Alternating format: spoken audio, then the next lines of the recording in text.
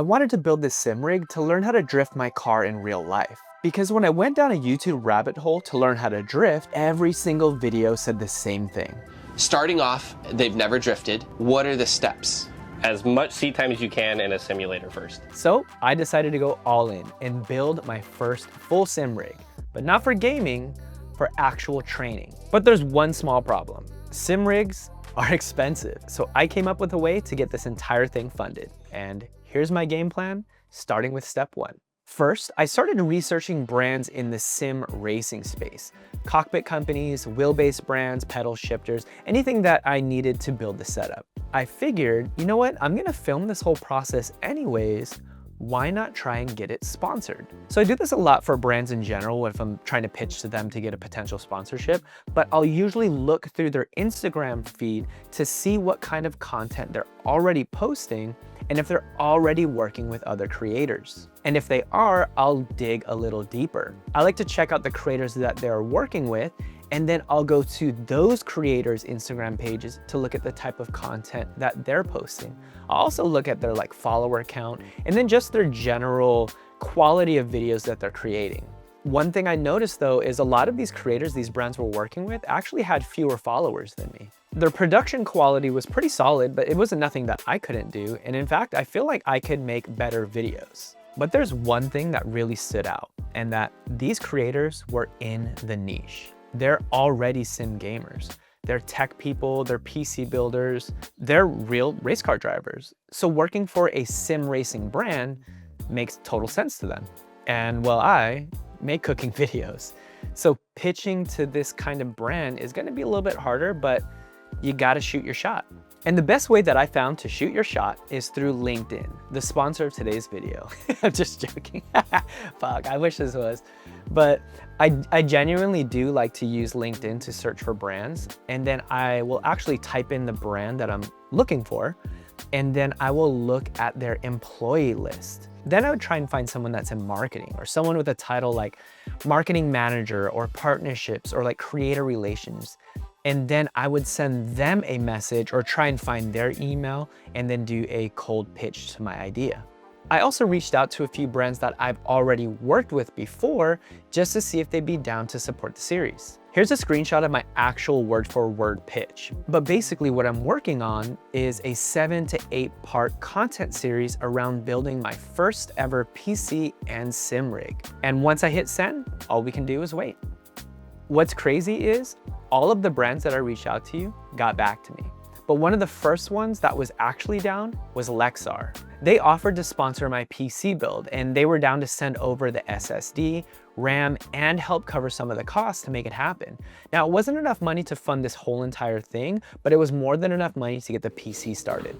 So I went ahead and ordered everything I needed to build my computer because I did have a timeline commitment with Lexar, and I needed to start filming. So I bought everything to build my first ever gaming. Oh God. Now, I'm not gonna lie, building a PC for the first time was way more overwhelming than I expected. I had my stepbrother Chris help me confirm a lot of the parts were compatible on my list, but even with his help, I still felt a little overwhelmed, especially when I was watching a lot of tutorials on YouTube on how to put the PC together. What was scary was seeing everyone using different brands than the ones that I purchased. And then I started thinking oh crap, did I buy the wrong stuff? And to make things even harder, I had to film this entire process. So I wasn't just building my first PC, but I was filming for Instagram Reels, which was also sponsored content. And I also had to film for this YouTube video. So I had 5 timelines going all at once. Filming honestly made this really difficult, but what made this PC build so easy and possible was because my friends over at Lexar hooked me up with their 4TB NM790 SSD. This has read speeds up to 7,400 megabytes per second, which is not only good for hardcore gamers, but also for professionals and creatives who need reliable performance at high capacities, which is perfect because I'm all those things. And even though it was my first PC build, this SSD was super easy to install. They also gave me their 48GB Aries Gen 2 DDR5 RAM kit, and it's clocked up to 8,000 megatransfers per second, which means this thing is insanely fast. Perfect for high-res textures, physics, and running my sim rig. I went with 48 gigabytes because sim racing isn't light, and it's gonna give me the headroom when I'm running my game, software for my steering wheel, pedals, shifter, and I might even do some live streaming or recording of the gameplay for future content. And its new design maximizes its heat dissipation, so I know that I'm gonna get consistent performance during long training sessions. Once the full PC was finally built and I put it all together, I remember I plugged it in and I went to power it on and nothing turned on. It's not turning on. It's not turning on. It was honestly a little defeating, but after a little bit of troubleshooting, I realized that I just had some wires plugged into the motherboard incorrectly. And once I fixed that, it powered right up. Let's go. I'm super stoked on the RGB on the RAM, and that ties in perfectly with the rest of the build. Everything just looks so clean, and you know, this is, again, my first ever PC build, and I'm just honestly so hyped that I got it to work. Lexar really came through to make this race ready, and I just want to give them a huge shout out for sponsoring this build and helping me get this working. But one thing that wasn't working was my negotiations with these sim rig brands.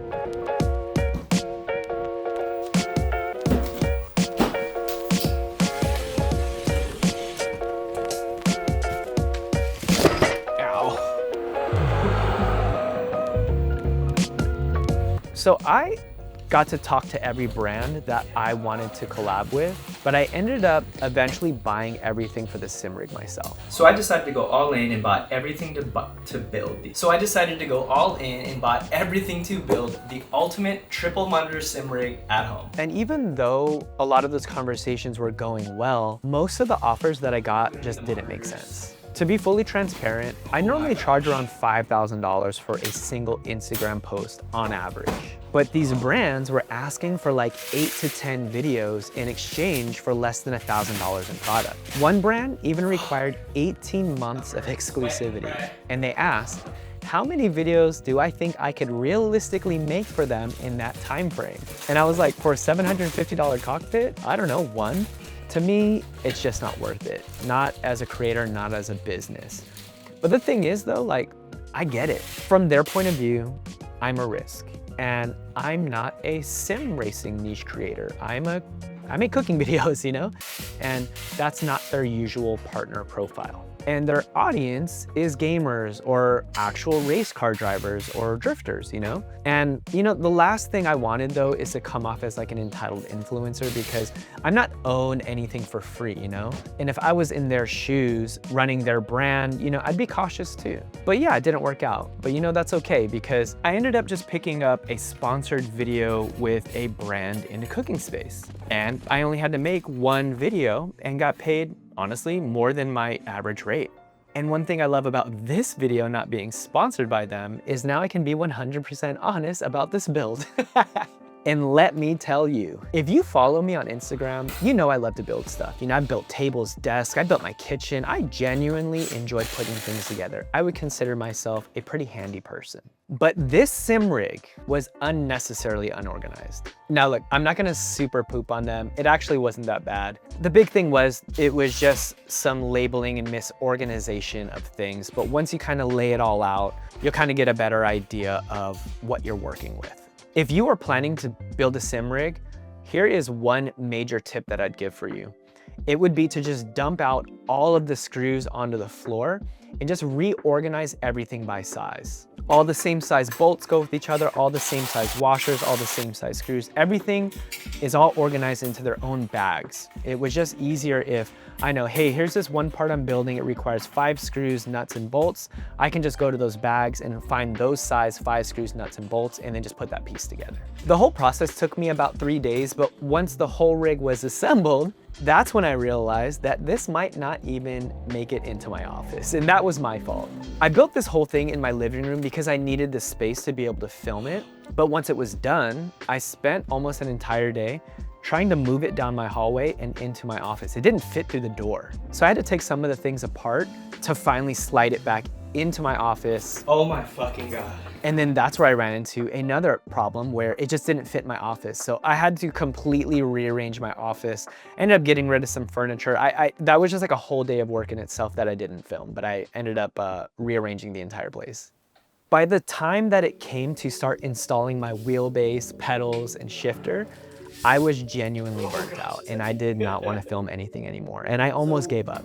I'm starting to feel really lazy. I don't want to say lazy, this is just taking way too long. So the rest of this build process, I'm just gonna focus on short form and I'll just put that video here. Here's the thing about being a creator.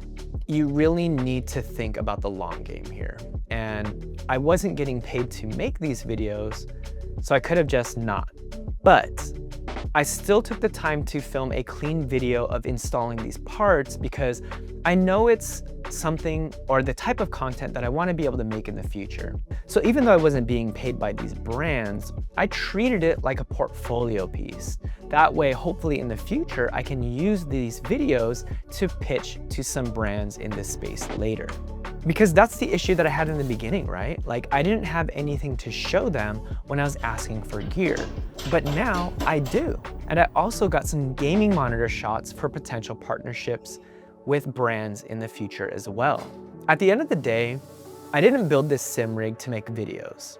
I built it because I need it, you know? Like I need to train because drifting isn't something that you can just casually learn over the weekend. It takes a lot of discipline, it takes a lot of practice, and a lot of seat time. And I know I'm not a gaming channel or a sim content creator, but I am a creator. And this is the kind of story that I want to tell about my drifting journey. And when that didn't work out with some sim brands, I built it anyways.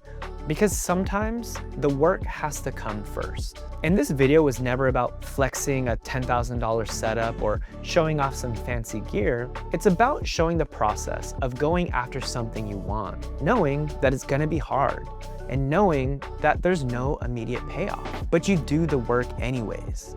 And I know if I wanna drift in real life, then I need to put in the work. And I guess now the work can finally start.